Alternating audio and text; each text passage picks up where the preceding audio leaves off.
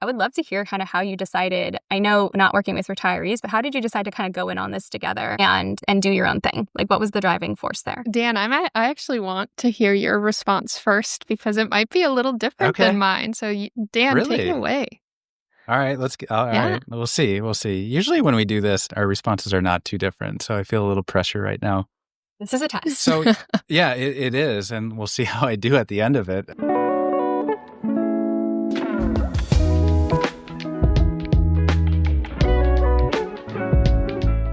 Hey, everybody. Welcome to the Advice Business Podcast. I'm Zach Conway. I'm here with Kelsey McKenna. Kelsey, I feel like the last few episodes, we've done a lot of sort of talking about ourselves. We had the rebrand, relaunch conversation. It's just kind of like a lot of us talking about what we're doing at Seeds. So I'm very excited to get back into our advisor growth series to learn what some other people are doing in the business right now. So I'll hand it to you to introduce our awesome guest today. Yes, this is going to be our third Advisor Growth Stories episode. So we are very excited to welcome Dan and Natalie Slagle here to the podcast from Fyooz Financial Planning. Welcome, Dan and Natalie. We are so excited to have you with us. Thank you for having us. Yeah, of course. So we are going to jump right into it because we have a lot that we want to ask you about today. And there's two of you. So this is now 4 people. So this is going to be a lot of chatter and I'm worried about us keeping time here. So we're going to jump right into it and we'll get to know you in these first few questions anyway. So first things first, will you please tell us a little bit about your firm and just a little bit about, where you're at today, who you serve? Yeah, absolutely, Kelsey. I'll take that one. So we own Fyooz Financial Planning. Fyooz is spelled the phonetic way, so Fyooz for all you listeners. We are currently based, we have office locations in Minneapolis and Portland, Oregon as well. Our business has been around for, Natalie, is it 5.5 years? Be at 6 years at the end of this year? Yeah, we quit our jobs 6 years ago. It's crazy. Yeah. So we have been in business for, let's just round up, we'll call it 6 years at this point. We currently work with clients on an ongoing basis, and then we do offer project-based financial plans as well. So we currently serve 70 ongoing clients. We typically have maybe 12 to 20 project-based plans throughout the course of the year. That puts us basically at the end of the year around $500,000 in annual revenue. Awesome. That's great. And so can you break it down for me? So in terms of who you serve and how many couples you serve today? Because I know you focus mostly on couples and we'll get into that in a little bit, but how much of your business is really like that project-based? Are you serving like the same households over and over in the project-based side, or is it kind of one-off and then they may come back for ongoing services later? Yeah, it's the latter. So the idea with the project-based plan is maybe they don't fit a certain criteria. I hate saying that, but from maybe an income or asset standpoint to work with us on an ongoing basis, but we still want to provide help to them. So we offer a lower cost, basically condensed model of our ongoing service. And we've had a few people from that service convert into ongoing if it later makes sense. Maybe there's a raise or an inheritance, whatever it may be. But the idea is that eventually, either those people become ongoing clients or they just do check-ins every maybe 3 to 5 years. Got it. Okay. Yeah, that's good to know. And then as of today, how are you finding new clients? So it sounds like, are you kind of nurturing after that project plan, or I guess at those check-in points, maybe there's an opportunity to move to ongoing or they just reach out.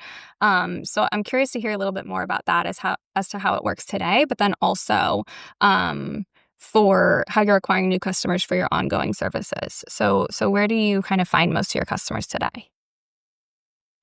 Yeah, I can speak on the one-time plan and kind of nurturing that relationship. Usually when someone ends up being on that platform, as Dan said, it's because they weren't the right fit for our ongoing service model, because as most of the folks know listening to this, ideally you have ongoing clients. But So we've kind of already decided, like we decide for them, hey, you're not going to be a good fit for our ongoing, so we'll do this one-time plan. So what tends to happen is folks just reach back out, and sometimes it's 6 months later, sometimes it's a few years later. It just really depends on their situation. And then we, depending on what their needs are, either it's a revamp of a financial plan, or we work with them on an hourly basis.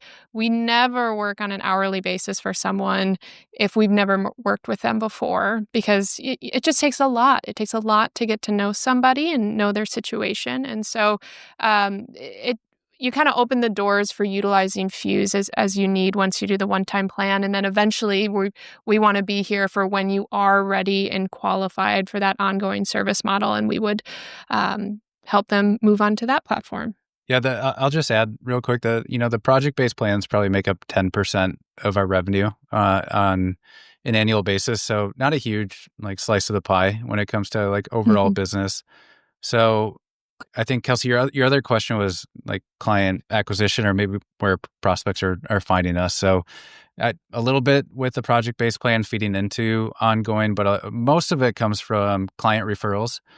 We've really seen an uptick in client referrals, and then just being located on a lot of different Find an Advisor portals. We've still had a lot of success with clients finding us either through XY Planning Network or Fee Only Network as well. Awesome. So then maybe now that we have kind of lay of the land here with your firm, can you tell us just who you serve? So I know you guys have a very kind of focused ideal customer. So we'd love to hear more about that customer. And then I feel like this will kind of tie together based on what I know about you guys. But I'm curious if I'll be surprised here. But kind of how did you begin to focus on that customer? Was it something you knew from the beginning and part of the founding story of the firm, or did you kind of stumble into it? The customer that we like to work with, kind of our ideal demographic, and this is answering your question, Kelsey, on how we got to this, is they're a lot like Dan and I. We're really good at working with this demographic because it's us in a nutshell. And so our clients are young according to the industry, right? So a couple in their 30s and 40s, they likely have young kids and really smart individuals who just don't have the time to focus on this part of their life, right? And they need the help with accountability, with delegation. And, I just think about why do Dan and I hire people? What do we get out of it? And we try to match those things when it comes to a financial planning service model. And so, we have psychographics that Dan and I have talked a lot about on what type of client, and it really, when we paint out the picture, we're would we be friends with them outside of this whole financial planning perspective? Could we see ourselves being friends with them? If the answer is an obvious no, then it's kind of an obvious no from a business perspective. But I think Dan and I have done such a good job at really figuring out the psychographics. And then obviously there's all the quantitative side of what makes a good Fyooz financial planning client, that our marketing, the way we say things on our website, our colors, our offering, usually by the time you schedule a meeting with us, I don't think we really get a lot of prospective clients that are an obvious no, at least from a psychographic perspective. Would you agree, Dan? Yeah, for sure. Yeah, I would. Yeah, I totally agree. And I think the other part, starting our business 6 years ago, Natalie and I are in our mid-30s, so we're still, very young compared to most of the industry, and obviously the clients we're attracting as well. And I think we're also growing with our niche focus, evolving, right? All these different life events that are happening. It was that was why we wanted to start our business, is we were working with retirees, and it just wasn't, it was hard, right? Sometimes they had grandkids that were older than both of us in a meeting, and it's just it just felt a little different, right? But when we're able to make something a little bit more relatable to our age group, it's been really rewarding, I'll say. And going back to growing with our clients, our average client age is right around 40.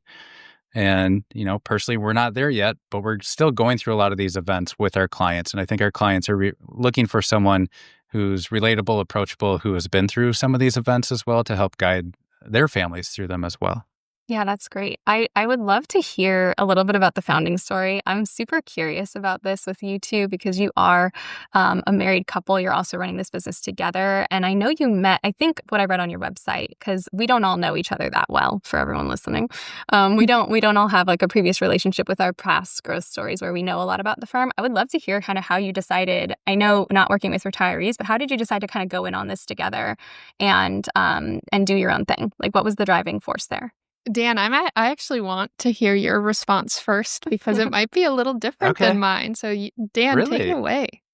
All right, all Yeah. right. We'll see. We'll see. Usually when we do this, our responses are not too different. So I feel a little pressure right now.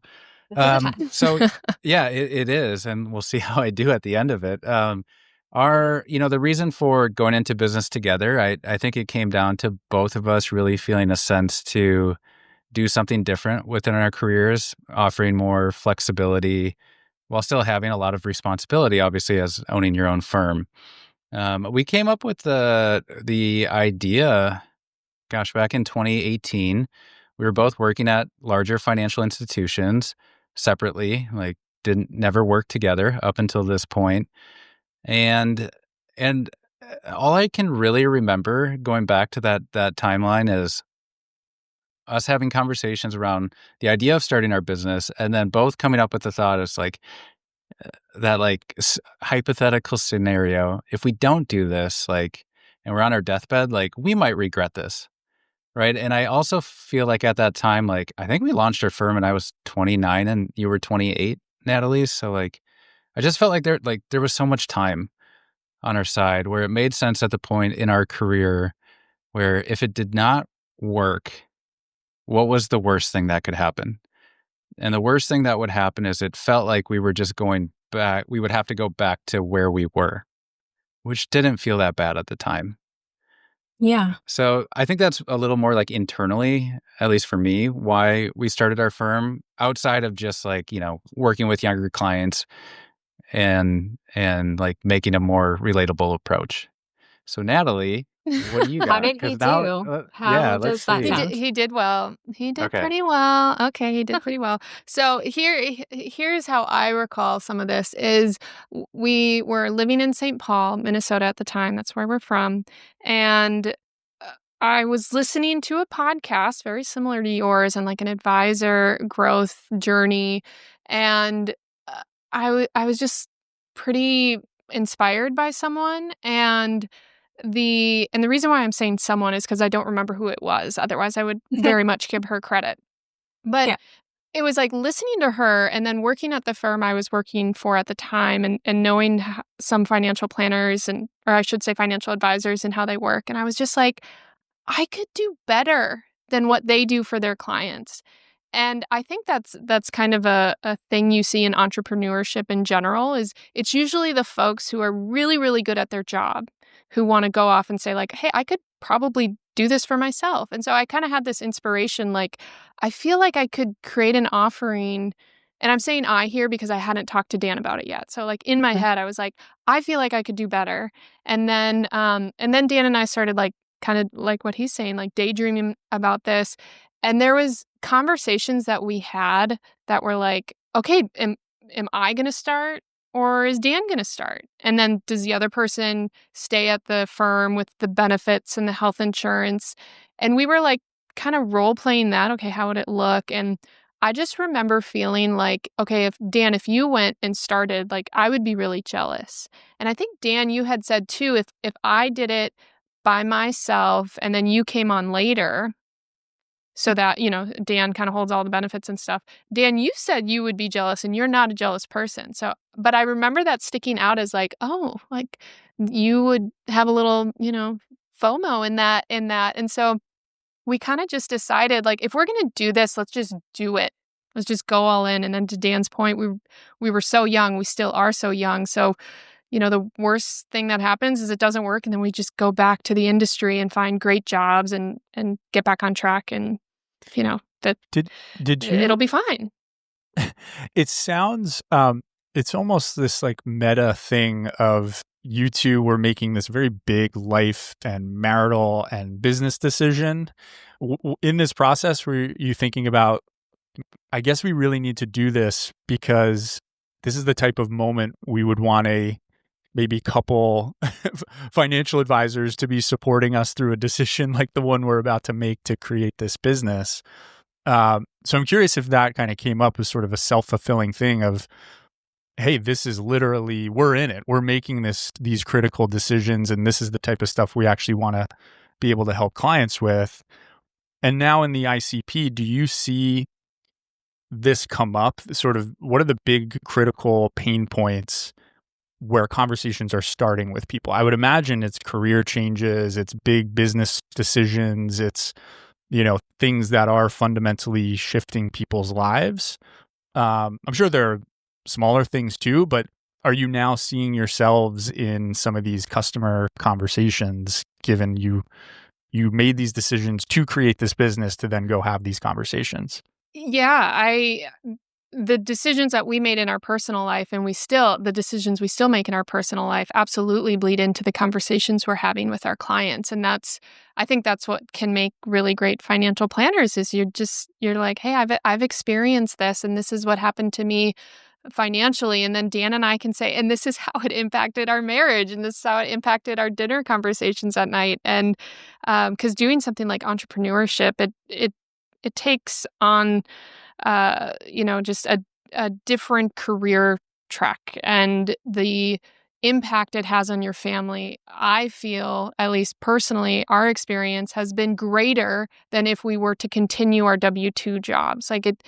And so it's a really impactful decision on your career, on your finances, on your family dynamics. And it's been really neat to see how we can tap into our own experience and hopefully provide that to clients. And sometimes it's, I think, we're kind of saying our backstory, these are the decisions, but when Dan and I sit and reflect on it or kind of map out what did happen and what did we do and what decisions did we make, we sacrificed quite a bit financially, where we lived. I mean, we haven't even mentioned Dan lived with his mother-in-law for a year and a half when we were getting things up and running.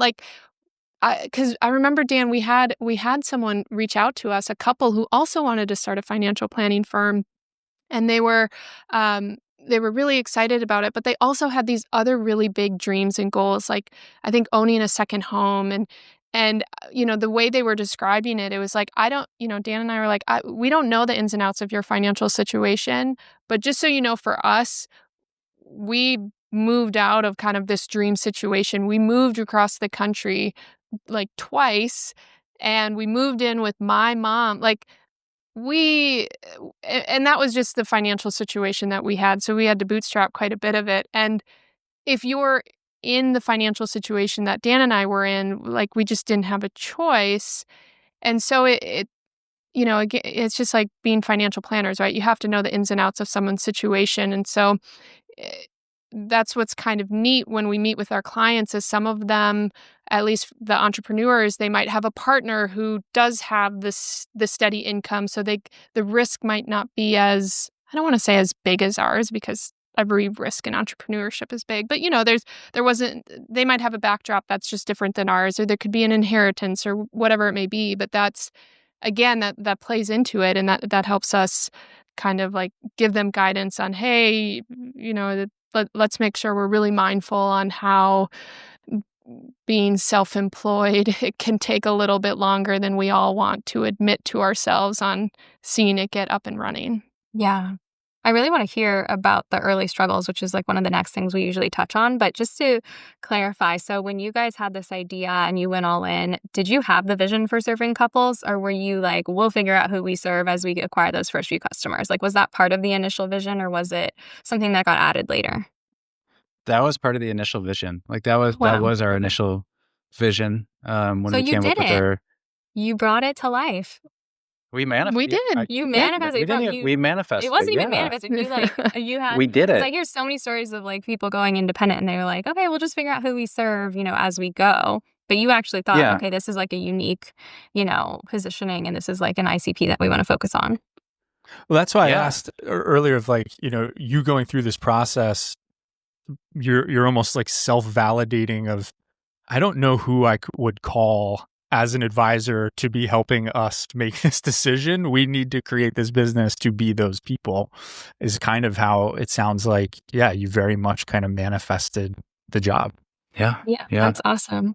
I'm going to share something really quick before we talk about the early struggles, just because I can't help myself. So there is someone on LinkedIn. I don't know her personally. I think Zach, you may know her, Natalie Taylor, but she posted this like kind of snarky post a little bit ago that was basically saying groundbreaking research from McKinsey on how to get and retain wealthy female clients. And the quote from the study is, when working with couples, the report shows an emphasis on meeting the needs of both partners, including involving each in key planning decisions, which can lead to better retention in case of divorce or the death of one spouse. And there were like over 100 comments on this, like all these people coming in hot, being like, well, of course, like the fact that we need a study to tell us this is shocking. But I would love to hear, like, kind of as we go through your story, I would love to hear kind of if it started from the beginning, like what you guys are saying of this vision to serve both spouses, how have you kind of done things differently? I guess, like, how have you positioned differently? Marketing, you talked about brand, colors, like everything from that to the service offering, the cadence, how you engage with clients. I would love just like anything that comes to mind, that's tied into just from the beginning designing a firm to meet the needs of both partners. Yeah. I think, Natalie, if you don't mind, I'll go first because I think our points are going to be a little different. For me, for us, it was, being in the industry, working with clients in their 60s or older. There did always seem to be in a meeting like more of a financial partner in the relationship, right? And it happened to us multiple times where that financial partner would pass away, and then we would see the surviving partner have to manage everything from a financial standpoint, and it was typically a female in a heterosexual relationship. And we both saw that multiple times independently, not working together. And it was really hard to see, right? Like helping a 70-year-old learn how to manage or balance a checkbook. Like that, Yeah. it like really hit us. I feel it hit me personally. So that was, I think, one of the main drivers in not only working with a younger demographic, but like making sure, can we have these financial conversations now with clients in their 30s and 40s? So like both partners know what's going on, and then have that experience, that knowledge that like compounds over time where everyone feels comfortable with what's going on. And I think that like allows for more of like a true vision as a household to come together in terms of like, what are your goals? What are your aspirations? As opposed to one person kind of managing the financial aspect of that.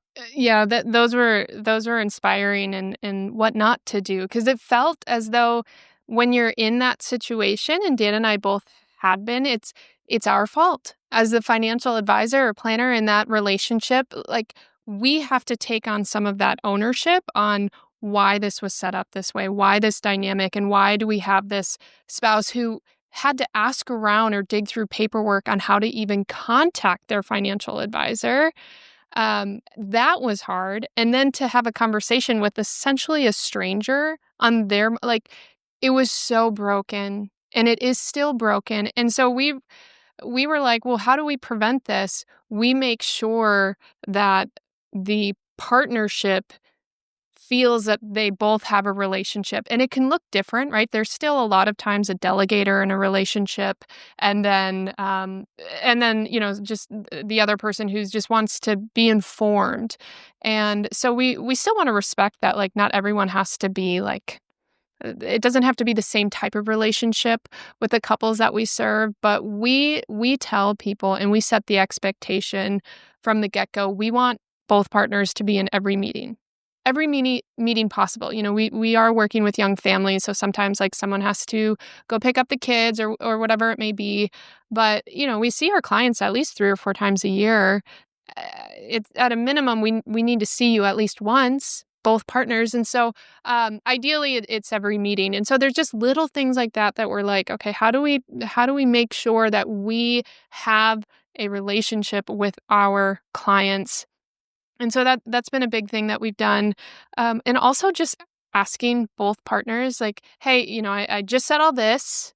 Okay, well, how does that make you feel? And one will speak, and then before I respond, I say, great. Okay, Dan, what about you? How does it make you feel, or what's coming up for you on this? So making sure we're just the way we communicate, and we're always proactively reaching out to the other spouse. Maybe the not so financial spouse is a really important aspect on how we conduct our conversations with our clients. I'm curious, the expectation setting of, to your point, maybe there's 4 meetings a year. It's not a commitment of we're meeting every day, but the expectation setting of, yes, we would like both of you in the room or on the Zoom call 4 times a year.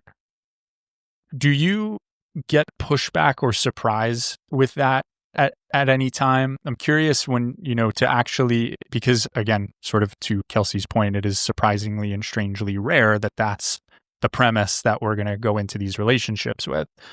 So just anecdotally, I'm curious if clients that have had former advisor relationships or anything where they are excited or surprised or push back in any way, that's kind of what you're hoping and expecting to be the dynamic of participation, over the course of a year or, throughout your relationship with them. Yeah, I don't think we've had any pushback on that philosophy up to this point. And Natalie, correct me if I'm wrong. I think we set the standard from the very beginning. So when someone books a prospective client meeting with us, there's a function in Calendly that says, like, we ask for the partner's name, and then we have an asterisk that says we request that both partners are present in the meeting. So there are expectations that we are setting at the beginning that I think, if there is going to be a problem, maybe it's deterred, I don't have the data on it, but maybe it has deterred people from even scheduling a meeting with us.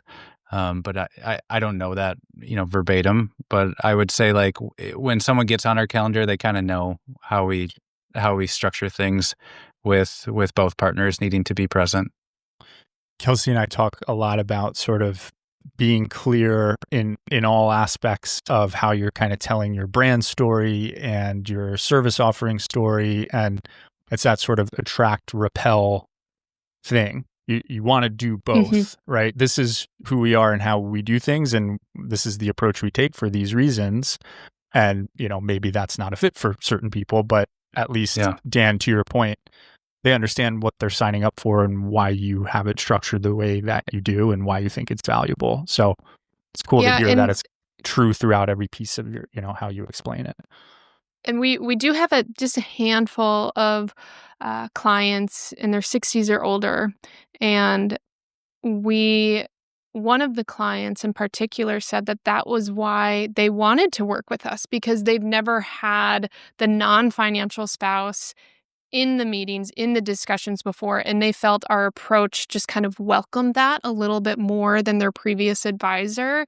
And so it was like positive feedback because of the way we had it. And Dan, I appreciate you bringing that up, because I kind of forget that we have these little notes, these little the asterisk things, right? Of hey, this is really important in a couple, that the two of you are present, and we require it. And like from day one of you meeting Fyooz, and we've actually tracked the data on when they've still ignored that or whatever. And our prospect yes rate is significantly lower when it's just one spouse compared to two. And I don't know if that's a industry thing or if that's because they're like, oh shoot, and in my next call, my partner's going to have to be here and I don't want them to be, or they don't want to be here. And so like, I don't know why our yes rate is so much lower when it's only one partner. But like for Dan and I, when we see that, or we come back and we're like, hey, how'd the prospect meeting go? And it's like, oh, it's just one of them. It's like, we kind of know in the back of our heads, oh, they're like not going to move forward for whatever reason. But it's just kind of interesting. This is a total guess, and Kelsey and I have talked about this too, but the dynamic of, so there's the sort of engagement layer of just how do they want to be part of the conversation? What decisions are they making with their spouse? What are they deferring to the spouse, and that's okay, but they, are going to be present in conversations. So there's that layer, but then there's the actual financial planning layer. You can have a married couple, obviously, who is sort of seeking independent financial planning, where maybe the assets are not sort of fully commingled and the North Star is not a commingled financial plan. So I'm curious how that part, you get to that step, and maybe that may have something to do with that's maybe if they're not taking that second meeting where that's actually what they're seeking, would be just a sort of random guess at that lower rate. But I'm curious, when you do get them in the room, how you go through that part of the discovery process with couples. How much of this is, hey, this is all one pot of money, versus maybe it's not, and then the engagement might change, and are we doing meetings just with this person? So I'm curious, when that sort of dimension is added from a planning perspective, how you guys think about that. It's addressed right in the beginning, and we don't have any set rules. Hey, everyone who works with Fyooz has to commingle everything that you can. We don't have any rules on the admin side of it. We have a huge rule that we have to be 100% transparent. And so there's no such thing as these kind of secret accounts or whatever. And we've come across that happening, and it's awkward for us. It's awkward for them. And so we talk about that in a prospective meeting, is how we want to be fully transparent to our clients. And we expect the same. We want them to be transparent with us, but more so them to be transparent with each other. And so through those types of conversations, we talk about, we got to be transparent. Everyone's got to know everything that's a part of the picture.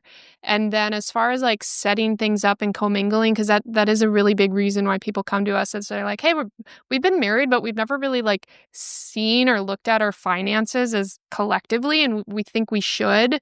But, a lot of people will be like, but I still want my separate bank accounts. And we're like, great, you can have that. Like, we're not going to make you, and then, like some people, clients, they don't even realize that, like, we can't commingle IRAs. That's not a thing. And so a part of our job is to just explain, here's all your options, and let's create, our job is to create the space, create the environment so that they can create, a financial makeup that reflects their family, reflects what's important to them, their values, what feels comfortable, what feels, that they feel confident in together. And that looks different for every couple we work with. But I think leading with the transparency part is what people really appreciate about our approach. Yeah, that's great. I think another thing that comes to mind that would be interesting. I mean, you're obviously doing a good job of letting them select out. So whether they see your website and they see, okay, this is who we serve, and they're like, oh, well, I don't really need that. Or they go through the process and you're like, yeah, well, where's your spouse? Where are they? Are they going to be, are we going to be transparent with them? Letting them kind of self-select out, I think, is great advice for like anyone if you're building around like a specific ICP, because then you don't start to have so many branches of your experience where you're delivering or doing things differently across the same type of customer for reasons that don't really kind of build more value for them or for you, So I think that's great. I'm also curious, like the reputation piece of this, like industry reputation. So I have heard a lot from advisors I've worked with, working with couples, even though that's not their main focus, just hearing that same story you told of like previously the spouse was ignored, and that reputation piece of like, well, I don't want to go to a meeting where I'm just going to be ignored. You know what I mean? Like, I don't want to come sit on this meeting and listen to you two have a conversation and I'm just sitting here on the side while you address my husband. I'm curious if you guys ever run into that where they show up and they are kind of genuinely surprised that you are trying to engage so deeply with both of them. I don't think anyone's ever like vocalized surprise out of it. I think sometimes we can probably pick it up with body language. Mm-hmm. And more so maybe like because we do all our meetings virtually. So, we're not sitting across from people at a table. But even with that said, you can still pick up things via body language, on Zoom, in our Zoom meetings. And I think probably most of like the body language like shifts start to happen The prospective client meeting, we make it very clear. We have like 5 questions we ask prospects. I want to hear from each of you individually. And that's the way we always present our questions. Like, I'm going to ask you this hypothetical scenario throughout our discovery conversation once they've signed up to be clients. And again, I'm going to repeat it for both of you because I want both of you to be heard. So I think maybe that's where the shift may start to take place. Obviously, if one partner just may be a little more quiet than the other, and it's our job to really just engage them as much as they're willing to be. Mm-hmm. Yeah, I love that. I'm just gonna come become one of your customers, me and my husband. No, so this is great. We've gone really deep on the staff stuff, but Zach and I have so many questions about this. So we'll veer back to kind of the questions about growth. So with the time we have left, I'd love to hear a little bit about some of the biggest growth challenges you guys have faced. You've taken this thing from absolutely nothing, living with your mom or your mother-in-law, to like a successful practice. So what are some of the things that stand out to you as like key challenges that you faced along the way and how you overcame those challenges? You made me Who go wants to go first. first? You made me Natalie, go first one you're time in on this the episode. spot. It's your turn. The challenges. So challenges relating to growth. Is that right, Kelsey? Yeah, so like client acquisition, onboarding even, I would consider a huge part of this. So like what did you guys run into as you were establishing this and doing this on your own? A big part, starting with zero revenue and zero clients, is saying yes to anyone and everyone that came to the door. We have a much different criteria now. We have a much better understanding on who we are, who we are a good fit for, who is not a good fit for Fyooz. But in the beginning, I mean, like Dan and I, we talk about this. I talk about this with my therapist. Scarcity mindset is a really big thing, and Dan and I both have had our own struggles with that. And when you start something where you make no money and you are depleting your savings every single day, it is really difficult not to say yes to everyone. And so it's kind of backwards, right? Because you're asking like what hindered growth, and like if anything that like maybe propelled growth in the beginning. But what we have found is the rates that we have now compared to what we had, we were thinking about the rates that we had when we first came on. And I know in your previous podcast, when you were interviewing with Leanne, she kind of said the same thing. It was like that monthly rate. I think ours was $199. Leanne's was lower than ours, but you're just like, you're like, what was I thinking? And then you made this, I won't call it a promise, but you made this offer to a client, and you said, I'm going to do this, and this is huge, right? Because in the beginning you do way too much. You're like, I'm going to do way too much, and I'm going to charge you way too little. What do you say? And of course they say yes. So we had all these people say yes in the beginning, and then we, over the years, we've had to reevaluate, and our clients know this because our clients have experienced fee raises. We have done 3, right, Dan? 3 large fee raises with our current client base and then new clients coming in. And, it's too easy. It is too easy for me to say in the spot that I am in today, oh, I wish I would have been at our minimum at, when we first started. Like, I feel like that's too easy to say. I mean, Dan and I really did need to make money. Like, we did. But like, I almost wish we would have come to the realization a little sooner. I'm not like, I don't look back and say, oh, I'm disappointed in us. Like, it's nothing like that. But I do feel that it kind of got us stuck into a corner that we, being that Dan and I are, I would say like we're just nice people. It felt kind of unnatural for us to come back to clients and say, hey, what we're doing, we need to charge more, and we're going to do the same. And we're not going to do more by charging more. We're going to just bring you up to market rate. And that was hard for us. That was really hard for us. And I think it was more hard for Dan and I at home at night, being really scared and confronting these conversations, because from a business perspective, it's worked out great. Like, we've had a really good success doing these fee increases. And I think it's because our clients are sitting over here like, yeah, I know I'm getting a really good deal. Yeah. And so that's been a hard part of our growth journey. Yeah, That's been a a great big part of it. This hasn't actually come up in either of the two in this way of actually talking about how you went about doing those fees. I've run into firms where that is a huge challenge, is that they actually are not able to grow because they haven't gone back and adjusted those early clients, and they're just spending a ton of time and not making enough off of those clients. And they don't want to go have that hard conversation or do anything more broadly to kind of like bring everybody up to the same fee structure or to make it like a viable client for them. So I would love to hear kind of like any best practices or tips you'd share for advisors who are in that position and they want to go back and kind of talk to some of their early clients. Do it. Have the conversation. I think what helped us feel comfortable with it, and we've done this each of the last, I think, 2 fee raises, is mapping it out in terms of, okay, if we like, what number of clients can we afford to lose to have like annual revenue get back to where it currently is based on the new fee raise? And like mapping that out. And the last time we did it earlier this year, it was like we could lose, wasn't it like 12 or something? Like It 12 was a clients. lot. It was like we could have 12 people say no, and we could still make as much money as we had been before if everyone else says yes. And like I love just that. seeing numbers like that, we were just like, we feel pretty confident that no, it was like 20. I don't remember exactly. I'm going to go to the high number 20. But it was a high enough number to say like that would be a stretch if we lost that many clients from this fee raise. And Yeah. So that just like, gave us the yeah. yeah, like breaking it down to math to basically be like, look, it's like, it's not that risky. You know what I mean? Like we don't have to be that Yeah. afraid of it, you know? Exactly. Yes. And there were moments because we sent out the email blast and we were like, this, important update, and then it was like that night, Dan and I, well, it was more me on the couch under a blanket. I was like, we're going to have to move. We're going to have to pull our kid from daycare. No one's going to sign. We're going to go out of business.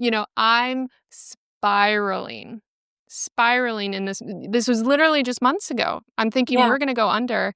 And then what ended up happening is with less clients. So we did lose some clients, and with less clients, our firm is making $80,000 more a year because of that fee raise. That was the outcome. And you can just see the scarcity mindset that I have. I have my own struggle with this because of course that's the outcome. That's been the outcome. We do really great work with our clients, but I was so scared in that moment. And now I'm like, oh, our clients said yes. They said you're worth it and you do really great work by us. And it was a really powerful experience this last time we did it. Yeah, that's awesome. That's so validating too. I would assume, like, to be like, wow, like it's not in our heads, they are sticking with Right. us, even through a fee increase, we're really providing something of great value. And they felt like they were getting a deal basically prior to this. So that's awesome. I love that. Okay. So talk to me about like looking ahead real quick here. So what is kind of on the horizon for you guys to try to kind of engage and grow more? Do you have specific growth goals that you guys aim at now, or how do you kind of think about growth when it comes to your firm, and which tactics are you kind of thinking of applying? Yeah, when it comes to growth, we use the EOS, entrepreneurial operating Mhm. system, and so there's 3 of it's not just us on our team. We have an associate planner, Jesse, on our team as well. And we've had some really good conversations because Jesse is like amazing, like kind of new out of school, but also is like already passed the CFPs, just waiting for the experience requirements. Talking about the 3 of us together, like where do we want to get to? And we had a recent conversation on this, and everyone was pretty much in alignment when we thought about like what our strategic 5-year purpose is individually and how we can like mend that in collectively together.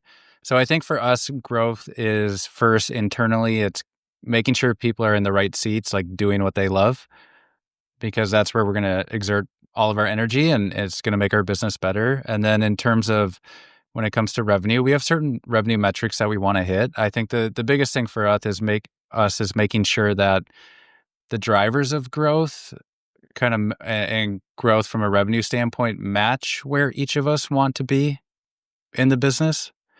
So we've been doing a lot of work internally from like a marketing and strategy standpoint. So we just launched our first podcast. which is very exciting. And Yay! that, it's called Money. Yay. It's called Money Dates, and it's a podcast where Natalie and I just basically riff on our financial situation. Like, we are fully transparent into our finances. We want to showcase, like, how does another couple, especially like two CFPs, married CFPs, like, how do they go about talking about money? Because what we found is, like, a lot of our current clients, prospective clients find us, and they do like that relatability and approachable philosophy of our business. So we were like, why don't we just create a podcast to reach out to a greater audience? Maybe it can drive growth from a business standpoint. Like, that would be amazing. But also, like, Natalie, we're just having a lot of fun doing it as well. Wouldn't you It's say? kind of it's called Money Dates, and we did that because we thought it was a catchy title, but it literally feels like a date. And so Dan and I will, we're doing it during the work day when our baby girl's at daycare, and then like on our way to daycare to go pick her up, we'll be talking. I'll be like, Dan, I really liked that conversation we had on the podcast. So, if obviously the goal is to get clients. We're trying to showcase we're authentic, we're real, we get it. We're a married couple. There's a lot of dynamics in making decisions. Like, we want to capture our clients in a different way, creating this podcast. And if we get no clients from it, then at least my marriage satisfaction has gone up. I love And that. that's nice. I'm talking to my wife. I'm going to have to talk to her tonight about how do we combine date night with something that helps the business. I'm going to have to, other than a podcast, we'll have to figure something out. Mm-hmm. I love that. And believe me, like, I know that podcasts are fun. This has increased my job satisfaction. Just getting to chat with, like, no pressure with firms. I'm not trying to sell you anything. Like, this is like my dream. This is like the best part of my job. So we get it. Keep doing the podcast no matter what comes of it. But everybody check it out. This is like brand new. Like, first 5 episodes are out now, right? Okay. Yeah, it just came out on Thursday. Yeah, so we'll link to it in the show notes so people can go take a listen. Listen together. That can be your date night with Meg, Zach. Listen to Money Dates together as research for work during the workday. Sold. Okay, just hand your date. Okay, so we're going to have to skip ahead to lightning round here. We didn't get to some of these questions, but this has been a great conversation, and I have really enjoyed it. So I really appreciate you guys coming on. Lightning round is where we try to get answers in 30 seconds or less, and there are 2 of you, so we will bend the rules here. We will be. Do we get 60 seconds? You can have 60 15 seconds. A shared Okay. 60 seconds. We get less time with more people, Dan. You get You got more to split the time. 30 seconds in half. If one of you is a slow talker, good luck. I would have the fast talker go first, and then we'll cut the slow talker off. No, I'm just joking. We won't cut you off. We'll let you answer the questions. And I think we I'm the agreed Dan better will go talker. first. Yeah. Dan, Okay. Oh, all right. No, I think you decided that before we recorded that you will go first. You already volunteered. Okay. So there are only 3 questions. Are you ready? This is very I'm ready. exciting. Let's go. Okay. What should advisors stop wasting time on? Perfecting your tech stack. Oh, I love that. Natalie, that was so short. You have so much time. Oh, I was going to say the exact same thing. Go get clients. Great. That Time was to super spare. quick. Time to spare. Okay. Second question. What's a decision you made in the last year that had the biggest impact on your firm's growth? In the last year. Doing our most recent fee raise and increasing our average annual client revenue. And that alone is attributing like 20% growth this year for our firm. It's awesome. Do you concur, Natalie? I concur. Yeah, I'm like, if I have nothing else to say. We or, already like, talked about Dan, that, so we don't even need you're, any Dan, you're doing great. Wow, Yeah. I love this. Nailed Okay. it. Nailed it. Last one. What's one piece of conventional wisdom in this industry that you think is wrong or incorrect? Natalie, why don't you go first for this one? Not talking about cash flow.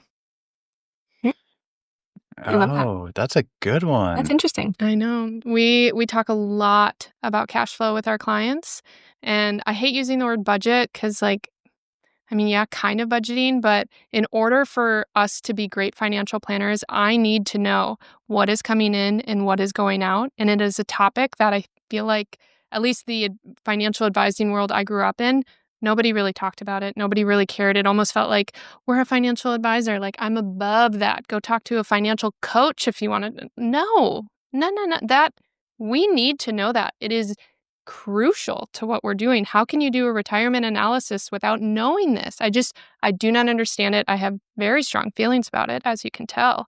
So we need to talk about it. Yeah, I love that. I like it. Dan, what about you? I don't have strong enough feelings after hearing Natalie's response to provide an answer. Oh, come on. Okay, all right. Let me think of Yep. wait. Yeah, okay, all right. Conventional This is the wisdom. this is the lightning round. Just like the idea that young advisors won't survive in our industry. Mm.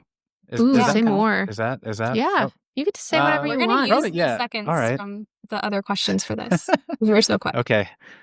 I just think young advisors, the stats on like the success rate of new advisors is so low, and that's always the highlight. And I just think, like, coming from broker dealer world and other institutions, like, if you just create the platform, if you give people the opportunity to step into a position of leadership, I think more often than not, people are going to thrive. It's just the team, the support you put around them.